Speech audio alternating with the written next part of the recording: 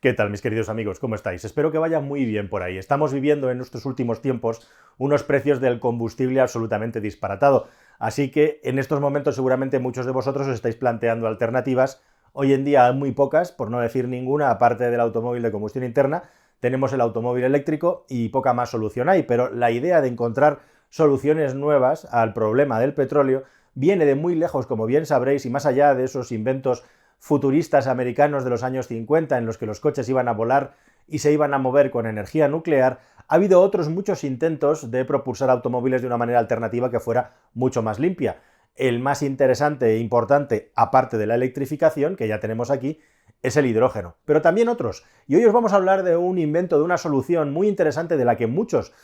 seguramente ni habréis oído hablar, los que sois un poco más veteranos sí, y que muchos creían igualmente que era imposible, pero sí que fue posible, aunque desgraciadamente nunca ha llegado a ser realidad, aunque muchas veces se nos ha anunciado que estaba a punto de llegar. Y estoy hablando del motor de aire comprimido. ¿Buscas un coche nuevo? Entra en carwow.es y mi equipo te ayudará a encontrarlo y conseguir el mejor precio. Carwow.es, el comparador de precios de coches nuevos. Bueno, hace ya más de 20 años que un ingeniero francés de nombre Guy Negre mostró al mundo un prototipo, un diseño de un motor que se parece mucho a un motor de combustión interna, pero que en lugar de mezclar aire y un derivado del petróleo, trabajaba exclusivamente con aire comprimido, algo que, como digo, pues de salida genera muchísimas dudas y levanta las cejas si es posible que un vehículo pueda moverse exclusivamente con aire comprimido. Pues sí, Guy Negre lo demostró, y no solamente lo demostró con un concepto teórico, sino que además se puso a fabricar varios prototipos para demostrar que su invento, su idea, efectivamente era posible. Estamos hablando de un momento, primeros del siglo XXI, los primeros años del siglo XXI, en los que el automóvil eléctrico, aunque estaba dando sus primeros pasitos, parecía todavía una solución muy lejana en términos de costes. Y lo que proponía Negre precisamente era un automóvil muy económico, un automóvil urbano, tipo Smart, que podía tener varias aplicaciones, una para moverse por lugares pequeños, siempre urbanos, también una aplicación como taxi para ciudades e incluso un pequeño vehículo de reparto que se movería exclusivamente con aire comprimido. Y este invento de Guy Negre, que como digo al principio generó muchísima incertidumbre y dudas, se demostró técnicamente, y no solamente eso, sino que finalmente consiguió encontrar, este señor es un ingeniero mecánico que había inventado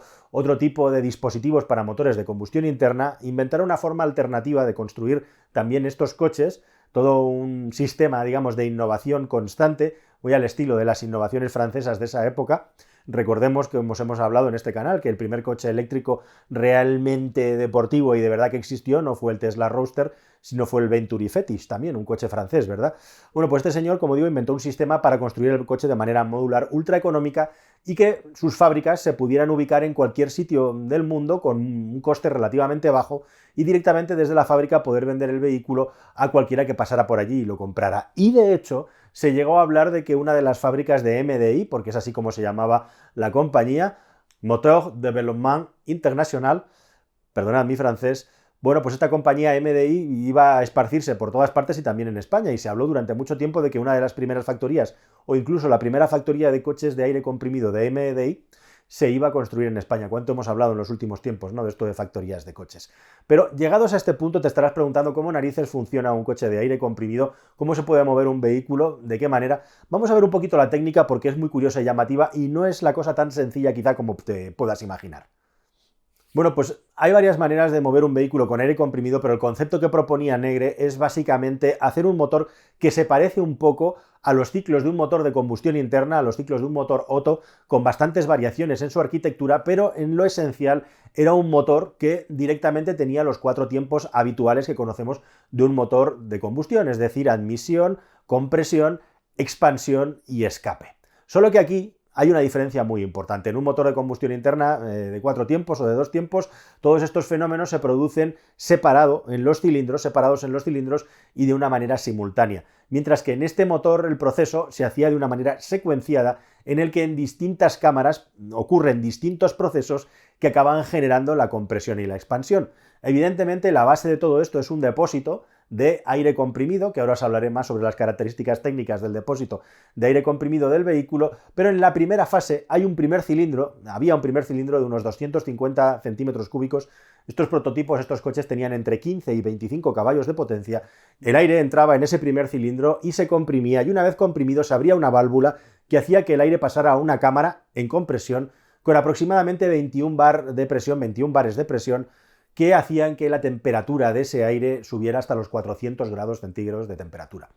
Y a continuación, lo que se hacía en esa segunda cámara, que como digo es esférica, era insuflar aire directamente del depósito, que igualmente estaba a presión, un aire que está a temperatura ambiente, la temperatura que en ese momento hubiera el depósito, es decir, una temperatura mucho más fría que el aire previamente comprimido en esa segunda cámara. El resultado de todo esto es que después de esta segunda compresión con aire a temperatura ambiente, en un tercer cilindro más grande de algo más de 500 centímetros cúbicos, se produce un fenómeno de expansión. Todo este aire sale y pierde presión y pierde temperatura, y en este proceso justamente es donde se hace la expansión, la carrera de expansión del motor, e igualmente también el aire se enfría rápidamente. Y por una serie de leyes físicas que serían un poco largas de explicar, el aire se descomprime y al mismo tiempo en esa descompresión sucede un enfriamiento tremendo, un enfriamiento muy fuerte, hasta el punto que si ese aire lo liberáramos al ambiente estaría saliendo por el tubo de escape entre 0 y menos 15 grados centígrados de temperatura.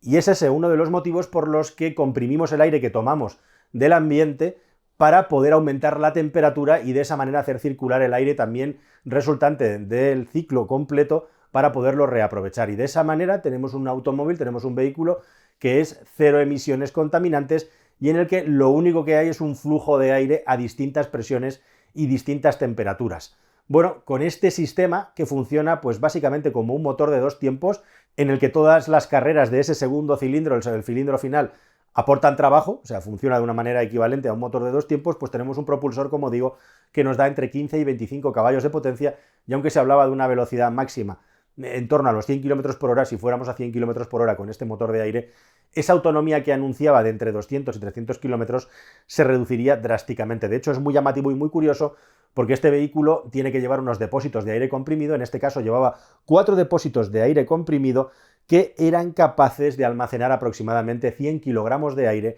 que llevados a litros, para que os hagáis una idea, es más o menos un volumen de 90.000 litros de aire. Bueno, con estos 90.000 litros de aire, estos 100 kilogramos de aire guardados en esos depósitos, tenemos más o menos una energía equivalente a 1 litro de gasolina. Así que os podéis imaginar que evidentemente comprimir tanto aire, tener tanta cantidad de aire comprimido nos da un rendimiento muy bajo en términos de energía acumulada. Pero la cuestión es que este estaba pensado para ser un sistema que tiene sus ventajas. ¿Sus ventajas cuáles son? Pues que sus ciclos de carga y descarga son mucho menos nocivos para el sistema, son inocuos de cara a la perdurabilidad del producto, es decir, no es como una batería que se degrada, e igualmente también la energía necesaria para fabricar un vehículo de este tipo es mínima en lo que respecta a una batería de alta capacidad, de alta densidad para un automóvil eléctrico. Igualmente también para cargar estos depósitos de aire comprimido hacía falta un compresor, lógicamente, que tenía unos 5,5 kilovatios de potencia y podía tardar hasta 4 horas en terminar de cargar estos 4 depósitos de aire comprimido a la presión correcta. Es exactamente lo mismo que utilizar electricidad para poder cargar unas baterías, solo que aquí utilizamos electricidad para comprimir aire, que desde luego no es una cosa especialmente eficiente, pero luego tiene las ventajas que os he comentado, también la ligereza y por encima y absolutamente de todo la sencillez del producto. Este invento de MDI, ¿a dónde acabó? Bueno, pues estuvo atrayendo inversores, hubo gente que una vez visto el prototipo y que funcionaba, puso dinero, pero nunca llegó a construirse ninguna factoría y el coche no se fabricó. Pero MDI siguió trabajando, siguió buscando inversores y de hecho a mitad de la década pasada hubo un intento bastante serio por parte de Tata, en los tiempos del Tata Nano y etcétera, de poder fabricar un coche utilitario para la India, para las personas menos pudientes del país, con un tipo de vehículo de esta clase. Y durante todo este siglo, en los más de 20 años que llevamos ya, el proyecto de MDI de motor de aire comprimido ha estado en una fase en la que parecía que se iba a lanzar, que no, que moría definitivamente, que se relanzaba, hasta prácticamente en nuestros días, en los que han seguido desarrollando prototipos ahora con una estética mucho más avanzada y moderna, como estos AirPods que se llaman, el AirPod 1 y el AirPod 2, y continúan todavía trabajando en el desarrollo del proceso esperando que alguien quiera industrializar este invento. Es interesante porque el uso del aire comprimido, las aplicaciones del aire comprimido para acumular energía, no se han ceñido, no se han reducido solamente a este invento de Guy-Negre y el producto MDI, sino que incluso la misma PSA en su día estuvo a puntito de sacar un producto al mercado que también funcionaba con aire comprimido. Vamos a ver cuál era.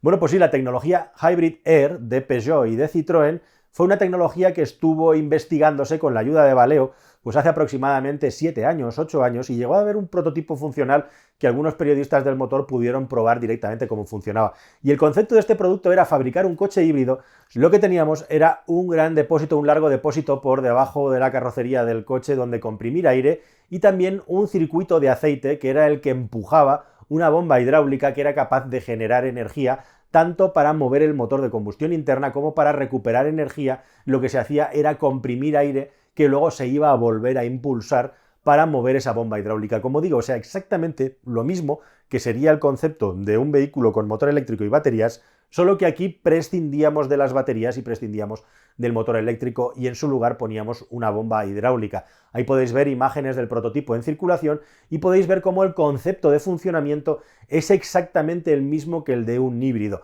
Y esto parece que prometía mucho, porque básicamente lo que nos estaban ofreciendo, lo que estaban desarrollando, es un automóvil híbrido que en lugar de tener una batería almacenaba la energía de otra manera muchísimo menos costosa económicamente, que al final era, digamos, lo más importante y el objetivo final de este proyecto era tener un híbrido alternativo que se pudiera fabricar con mucho menos coste que baterías, electrónica y motor eléctrico.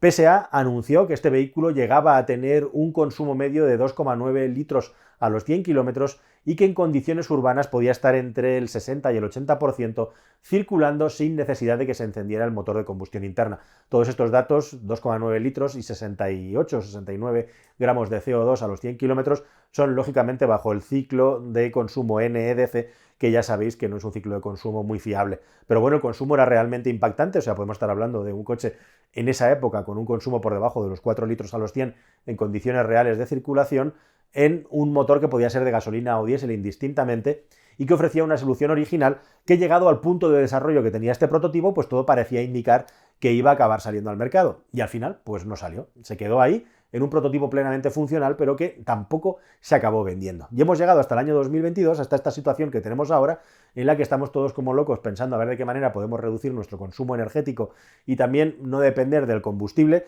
Y bueno, pues es muy posible, estamos viendo la salida de los primeros coches solares, del Lightyear One, que vale un dineral, vale un riñón, y es un coche que no se puede comprar prácticamente por nadie, porque ya me dirás si disponer de 60 o 70 kilómetros de autonomía gratis con el sol a cambio de 250.000 euros es viable, o el Aptera, del que aquí, como sabéis, yo he reservado uno, a ver si algún día llega a Europa ese coche, un coche mucho más interesante por concepto y sobre todo por el precio, porque estamos hablando de un vehículo que está entre los 35.000 y los 60.000 dólares. Vamos a ver si nos llega y tenemos la ocasión de probarlo y compartir la experiencia con todos vosotros. Así que mientras todo esto sucede, bueno, pues el invento del motor de aire ahí se quedó. No sé si algún día alguien lo retomará o parte de esta tecnología para hacer algo interesante, pero llegados a este punto yo me pregunto,